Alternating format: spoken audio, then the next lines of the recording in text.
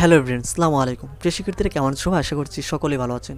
আজকের এই ভিডিওতে আমরা এমন একটি ইমেল ফরম্যাট দেখাবো যেই ইমেল ফরম্যাটের সাহায্যে আপনি হাজার হাজার ইমেল বানাতে পারবেন এবং পরীক্ষার খাতায় খুব সহজেই লিখতে পারবেন। যদি আপনার পরীক্ষায় ইমেল যদি জানা নাও পড়ে, তারপর আপনি প্রপারলি একটি ইমেল বানিয়ে লিখতে পারবেন। সেই ফরম্যাটে আজকে আমরা দেখাতে যাচ্ছি।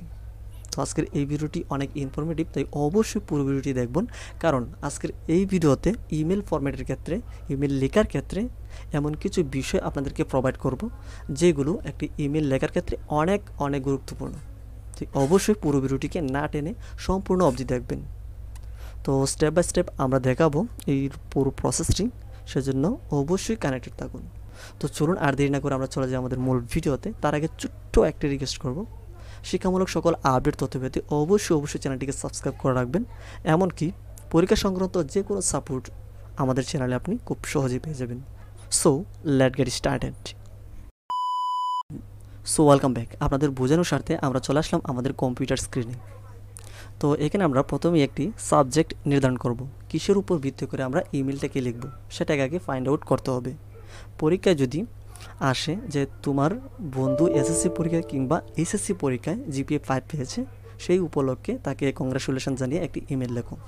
তো এই যে দেখুন, এখানে আমরা সাবজেক্টে লিখেছি congratulations for your brilliant success. তো এইটির উপর আমরা মূলত ইমেলটা লিখব। ওকে, ইমেলটা লেখার ক্ষেত্রে আপনাকে প্রথমত কী করতে হবে, ফ্রম লিখতে হবে, তারপর কোলন, তারপর আপনার যেই ইমেলটা রয়েছে সেটা এখানে দিতে হবে। ফ্রমের জায়গায় অবশ্যই আপনি এবং টু এর জায়গায় যাকে আপনি মেলটা সেন্ড করবেন তার ইমেলটা এখানে দিতে হবে। আর সেন্ড এখানে যেই তারিখে, যে সালে এবং কত তারিখে কোন সময় পাঠাচ্ছেন মেলটা, এইটা এখানে ইনক্লুড করতে হবে। ওকে, আমি এই বিষয়টি আর একটু রিপিট করছি বোঝানোর স্বার্থে। ফ্রমের জায়গায় অবশ্যই আপনাকে আপনার মেলটা দিতে হবে এবং টু এর জায়গায় যাকে পাঠাবেন তার মেলটা এখানে দিবেন, আর সেন্টের জায়গায় সময় তারিখটা এখানে লিখে দিবেন। আর এই যে সাবজেক্ট রয়েছে, যে সাবজেক্ট আমরা একটু আগেই কথা বললাম, সেই সাবজেক্টটা মূল টাইটেলটা কী ছিল এটা লিখে দিবেন। আমরা এখানে লিখে দিচ্ছি congratulations for your brilliant success. Okay, এখানে আরেকটি বিষয় জানা রয়েছে, আপনারা অনেকেই এইখানে যে ভুলটা করে থাকেন, মেল লেখার ক্ষেত্রে প্রথম যে ওয়ার্ডটা রয়েছে সেটা আপনারা ক্যাপিটাল লেটার দেন, কিন্তু মেলের ক্ষেত্রে এটা গ্রহণযোগ্য নয়। তো অবশ্যই আপনারা এখানে স্মল লেটার দিয়ে শুরু করবেন। মেলটার পুরোটাই কিন্তু স্মল লেটার হবে, ঠিক সেম এটাও হবে স্মল লেটারে। ওকে, যাই হোক, এতটুকু আমরা এখানে এই ফরম্যাটটা এতটুকু বুঝতে পারলাম। দেন আপনার ফ্রেন্ডকে আপনি সম্বোধন করবেন কী হবে সেটা এখানে লিখতে হবে।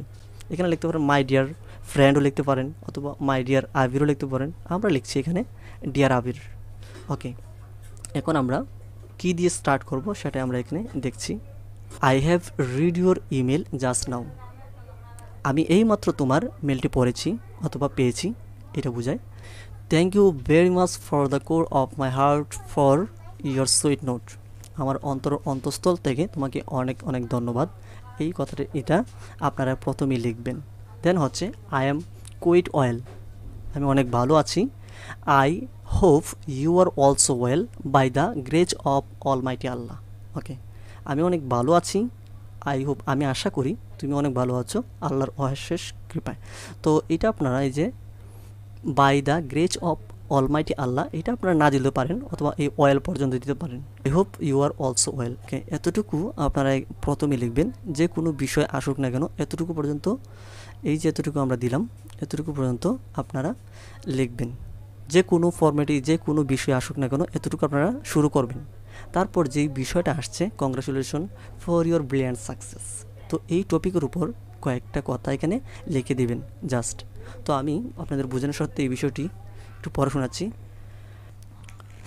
মাই joys knew no bounds when I came to know that you have got GPA 5 in the secondary school certificate examination. অর্থাৎ আমি এখানে বলতে চেয়েছি, আমার আনন্দের সীমা নেই যখন আমি জানতে পারলাম তুমি এসএসসি পরীক্ষায় জিপিএ 5 পেয়েছ।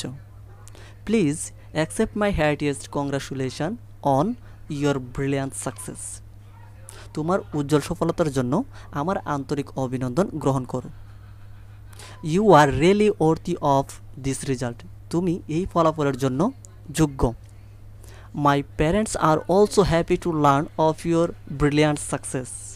আমার বাবা মাও তোমার এই উজ্জ্বল সফলতা শুনতে পেরে অনেক খুশি হয়েছে। I am sure that you will do better in your future examination.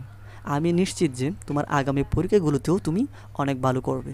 তো এতটুকুই আমরা যেই সাবজেক্টটা আসবে, যেই বিষয়ের প্রতি ইমেলটা আসবে, সেই বিষয়ের প্রতি 1-2 লাইন আপনারা এভাবে লিখে দিবেন।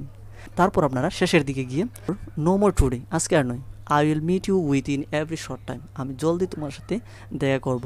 Best wishes for you and all, তোমার ও সকলের জন্য অনেক শুভকামনা রইল। You must take care of your health, তো অবশ্যই তোমার স্বাস্থ্যের প্রতি যত্ন নিও। তারপর আপনার এখানে সাইনটা দিয়ে দিবেন ইউর লাভিং ফ্রেন্ড ফাহাদ।